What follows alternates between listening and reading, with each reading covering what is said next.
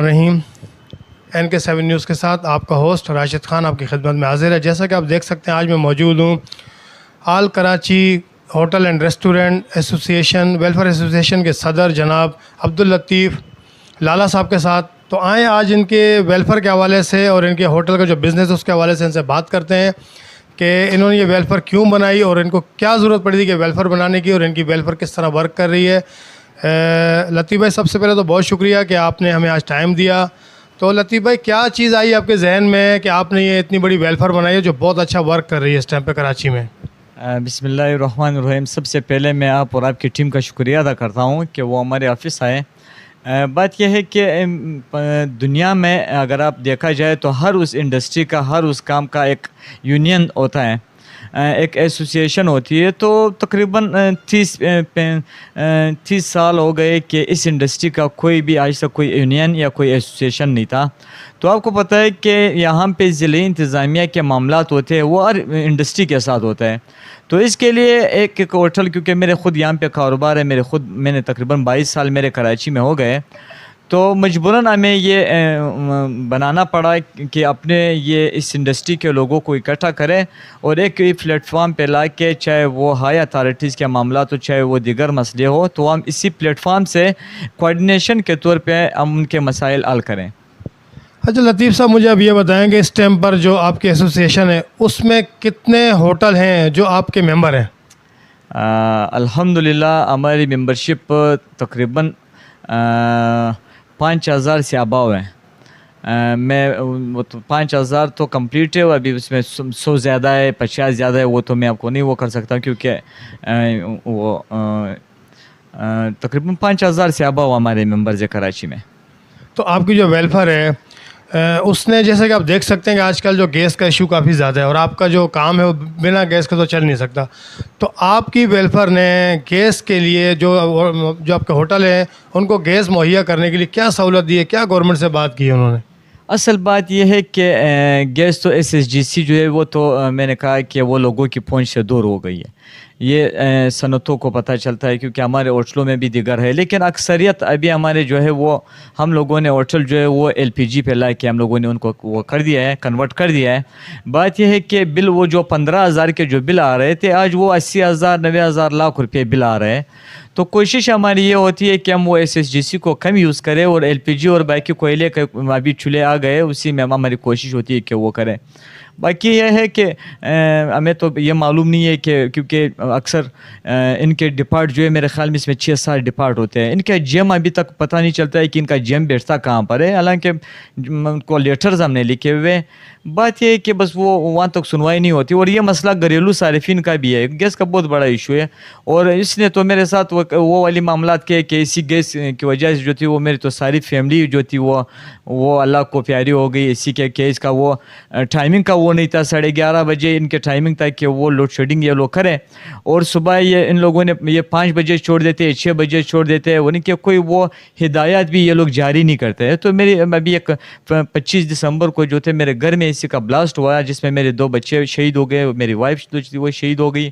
تو میں نے کہا کہ میں تو FIR کرنا چاہ رہا تھا کہ میں چاہوں ان کے خلاف معاملات کروں. پھر میں نے سوچا کہ میں اپنے ان بچوں کی میں شہادت خراب نہ کروں, ورنہ میں تو بالکل ان لوگوں کو کٹہرے میں کھڑا کر کے میں چھوڑتا ان لوگوں کو, بس وہ شہادت خراب نہیں کرنا چاہ رہا تھا. جی یہ تو بہت افسوسناک واقعہ آپ کے ساتھ ہوا ہے. تو اس طرح کا واقعہ آگے نہ ہو اس کے لیے آپ کوئی نہ کوئی تو قدم اٹھاتے؟ بات یہ ہے کہ معاملات قدم تو ہم اٹھا رہے ہیں. میں نے کہا قدم تو یہ ادارے اٹھائیں گے, جو حکومت وقت ہے وہی اٹھائیں گے. ہم یہ کہہ سکتے ہیں کہ ہم نیوز چینل کے ذریعے یا الیکٹرانک میڈیا کے ذریعے یا اخبارات کے ذریعے, ابھی یہ حادثہ جو ہوا تھا آپ کو یہ پتہ ہے, یہ بلڈنگ میں جو آگ لگی تھی, یہ 11 افراد اس میں وہ شہید ہو گئے تھے. میں نے کہا کہ کوئی قواعد و ضوابط نہیں ہے, کوئی ہدایات نہیں جاری ہوتی ہے. کسی بھی آپ جا کے کسی بھی ادارے پہ آپ جائیں, ان کو نوٹس بورڈ لگانا چاہیے کہ وہ سائلین کو وہ جو آتے ہیں, کیونکہ عوام ویسے بھی خوار ہوتی ہے, ان کسی بھی ادارے کے سامنے وہ نوٹس بورڈ نہیں لگا ہوتا ہے کہ وہ اپنے وہ یہ جو لوگ آتے ہیں جو عوام آتی ہے کہ وہ پہلے وہ ان ہدایات کو وہ پڑھ کے انہیں اسی طریقے سے وہ جائے پھر وہ آفس میں. میں نے کہا کہ کوئی بھی رول ریگولیشن مجھے تو نظر نہیں آ رہا سسٹم میں. اچھا لطیف صاحب، آپ کی جو ویلفیئر ہے وہ ہوٹل کے علاوہ بھی کسی امور پر کام کر رہی ہے؟ بات یہ ہے کہ ہمارے 18 نکات پہ یہ ایسوسیشن ہمارے 18 نکات پہ ہیں. 10 نکات ہمارے جو اس ہوٹل انڈسٹری کے جو معاملات ہیں صحیح ہے. میں نے کہا کہ اس کے بہت گمبھیر مسئلے ہیں، بار بار میں نے اس کو ہائی لائٹ کیا ہوا ہے. اور 10 کے بعد پھر ہم جائیں گے 8 نکات ہمارے جو ہے وہ ہم ہیلتھ پہ بھی کام کریں گے انشاءاللہ. یہاں پہ ہمارے ایمبولینسز ہوں گی، یہاں پہ ہم ایجوکیشن پہ بھی کام کریں گے، یہاں پہ ہم منشیات کے اس پہ بھی ہم کام کریں گے. جو یہاں پہ جو ہمارے نسل جو گھوم رہی ہے صحیح ہے ان کے لیے بھی وہ کریں گے. تو دیگر اس میں تقریباً 8 نکات ہمارے 10 نکات کے بعد ہے. لیکن بات یہ ہے کہ ہم انہی 10 نکات میں پھنسے ہوئے انہی معاملات اور انہی مسائل میں ویلفیئر کی طرف تو جانا میرے خیال میں کئی اور عرصہ ہمیں لگ جائے گا. ابھی آپ کی ویلفیئر نے باقاعدہ جو آپ نے بتایا کہ 8 نکات اس پہ کام شروع نہیں کیا ابھی؟ نہیں، میں نے کہا ہم ابھی تک 10 نکات کے اندر کام کر رہے ہیں کیونکہ اس انڈسٹری کیونکہ سب سے پہلے یہ آل کراچی ہوٹل اینڈ ریسٹورنٹ ہے. تو بات یہ ہے کہ ہوٹل اور ریسٹورنٹ کے اتنے مسائل ہیں. میں آپ کو بتا دوں کہ یہاں پہ پولیس کے بھی مسئلے آ رہے ہیں. ابھی آپ سمجھو کہ 126 127 تھانے کراچی ڈویژن میں ہیں. تو آپ اندازہ لگا لیں کہ کتنی بڑی، اور ہمارے کراچی کے جو ہے وہ 7 اضلاع میں اور 26 ٹاؤن میں ہمارے ہوٹلز ہیں.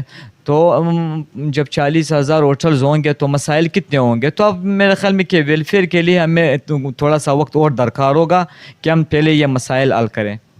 تو آپ جیسے کہ آپ نے کہا کراچی کے اندر ٹوٹل ہوٹلوں کی تعداد کتنی ہے، ریسٹورنٹ اور ہوٹلوں کی دونوں ملا کے؟ ایک میں آپ کو یہ کنفرم تو نہیں بتا سکتا ہوں، لیکن ہمارے جہاں تک ہماری وہ ہوئی ہے تقریباً میرے خیال میں 40 سے 43,000 کے درمیان اتنے ہوٹلز ہوں گے. اچھا، جو بڑے بڑے ریسٹورنٹ ہیں جیسے اب شنواری ہے، افریدی ہے، سلاطین ہے، کیا یہ بھی آپ کی ویلفیئر سے جوائن ہے؟ بات یہ ہے کہ میں نے کہا کہ اگر کوئی ہمارے ساتھ اپنی رضامندی سے چلے تو ہمارے دروازے تو سب کے لیے کھلے، چاہے وہ کوئی بھی ہو. تو جو میں نے کہا کہ یہاں پہ تو معاملہ یہ ہے کہ کچھ ایسے لوگ ہوں گے کہ وہ کہتے ہیں کہ ہماری جو اپنی تعلقات ہے بس ہم اسی تعلقات کے بدولت اپنا وہ کاروبار چلا رہے ہیں. لیکن یہاں پہ میں نے کہا کہ کوئی بھی کاروبار بغیر پیسوں کے نہیں چل رہا ہے کہ وہ کے ایم سی کو پیسے نہ دے، ڈی ایم سی کو پیسے نہ دے، پولیس کو پیسے نہ دے، XYZ.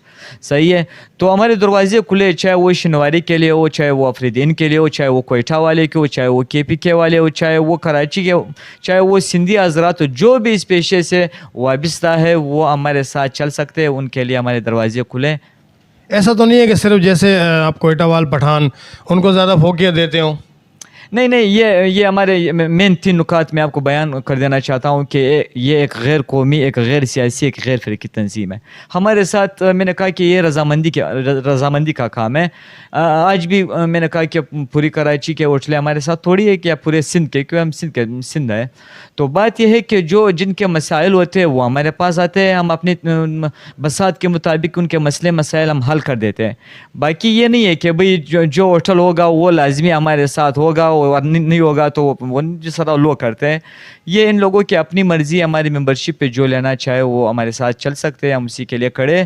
اور جن کے ممبرشپ ہے بھی نہیں ان کے لیے بھی ہم کام کر رہے ہیں، کیونکہ ہم خدمت خلق کر رہے ہیں. ہمیں کسی زبان، کسی قوم، کسی رنگ، کسی شکل، کسی چیز سے بھی ہمارا کوئی وہ نہیں ہے، سروکار نہیں ہے. صحیح ہے. ہم خدمت خلق میں یہ ہے کہ کوئی بھی XYZ ہو اسی کے لیے ہم کام کر رہے ہیں اور کرتے چلے آئیں گے. اچھا جی، آپ کی جو ممبرشپ آپ کی جیسے آپ نے کہا ممبرشپ لینی پڑتی ہے، اس کی کوئی فیس، کوئی چارجز وغیرہ ہیں؟